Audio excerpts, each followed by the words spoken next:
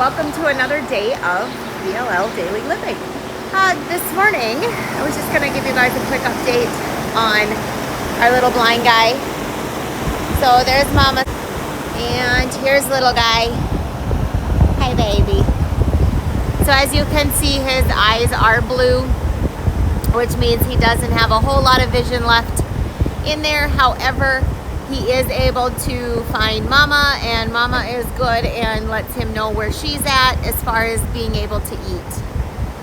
So I think he'll be just fine. He's just gonna have to be in a fairly smaller pen that can't get him into trouble. John is just working on getting a batch of feed out to the cows this morning.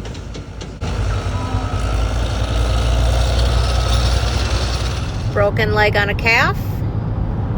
Now we got the casting supplies. Now comes the hard part.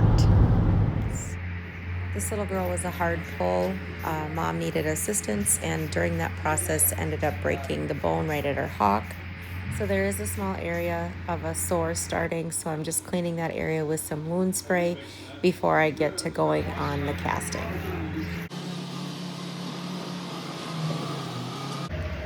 So after examining the leg a little bit closer and finding that sore on her leg, I do want to leave that area open so that she can get treated with wound spray every day and that area can stay clean and heal.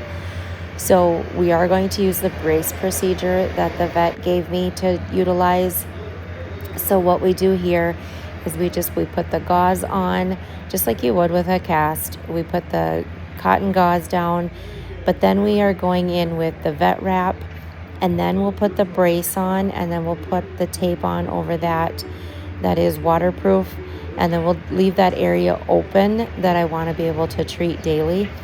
And then in a couple weeks, if that area is healed, then we'll take that off, and if it looks like that calf still needs something for support, then we'll put the cast on for a few weeks and allow that calf to heal even further.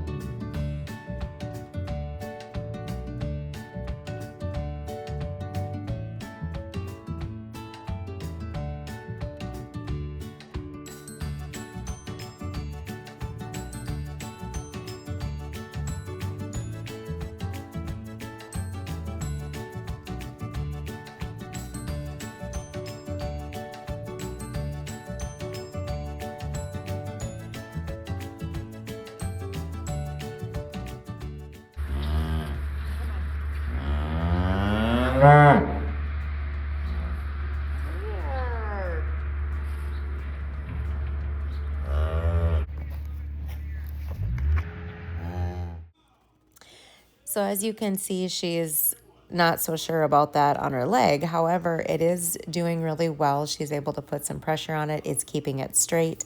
And as you notice, that spot that I've got left open so that we can do wound care on it daily. And then we'll just keep an eye on her, and hopefully in a couple weeks, she's able to go without. Well, isn't that just yummy?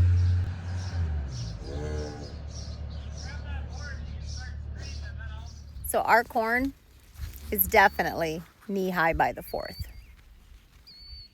So I'm just out in the cornfield here looking for a couple of new calves that are in hiding. I just need to make sure that A, they're not getting ate up by flies this time of year, and B, I've got one that I need to actually catch and bring in just because Mom seems to have a sore teat, and the calf is evidently stubborn enough that that is the only one that he wants to suck on. So I do need to bring him in, get him some groceries for the next couple days here and incorporate him back to mom. We'll do it within just a few days just to get some extra groceries in him, get his energy level back up. And so that when he gets back in with mom, hopefully her bag and her teat will have a chance for that sore to kind of heal up, but yet he'll have more ambition and hopefully will to latch on to another teat. The cow has a good bag. She has good milk. It's just the calf is being stubborn. You'll notice this corn is, of course, either A, missing, or B, a lot smaller than the rest of it. So I'll insert the video, but a month ago we were actually feeding in that wet spot right there.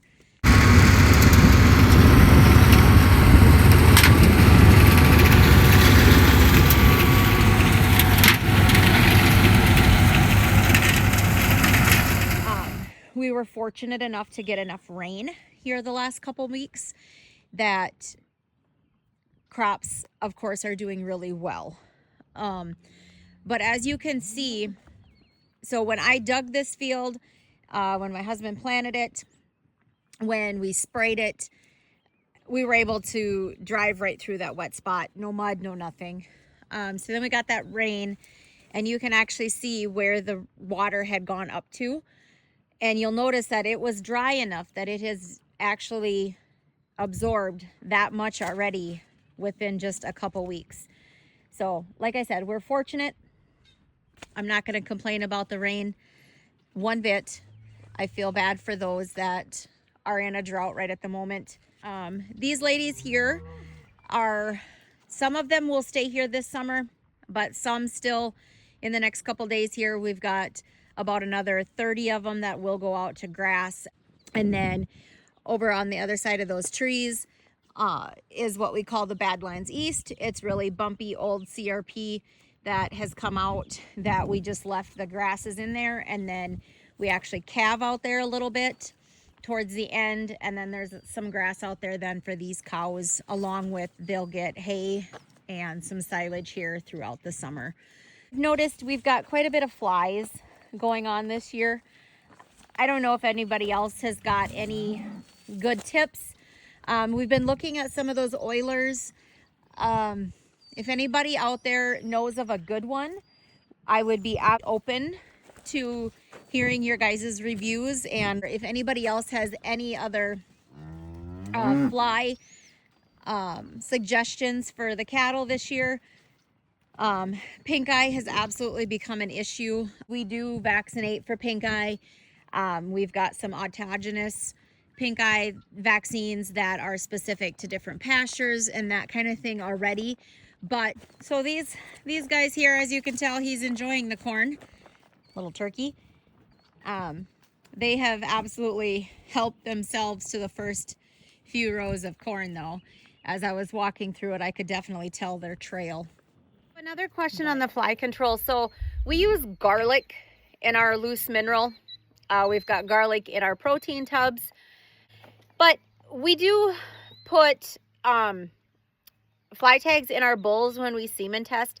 Does anybody else do that with their cows maybe? Anybody has any opinions of, home remedies or products out there for treating pink eye and preventing it?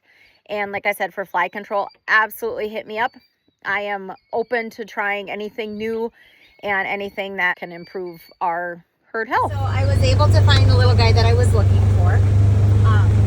So what we'll do is we'll take him back to the barn and we'll get him some groceries here, maybe a couple feedings just to get his energy level back up.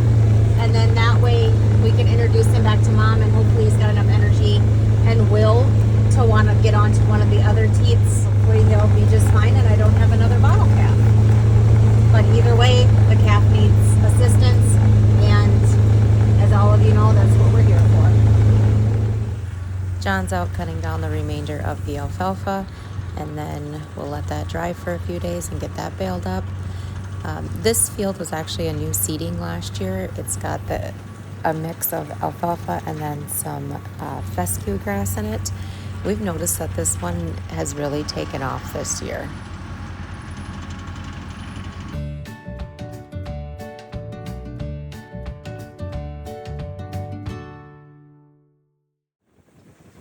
These guys are just down to a couple more days and they'll get semen tested, and then it's time that they head out to pasture with the cows and no more freeloading.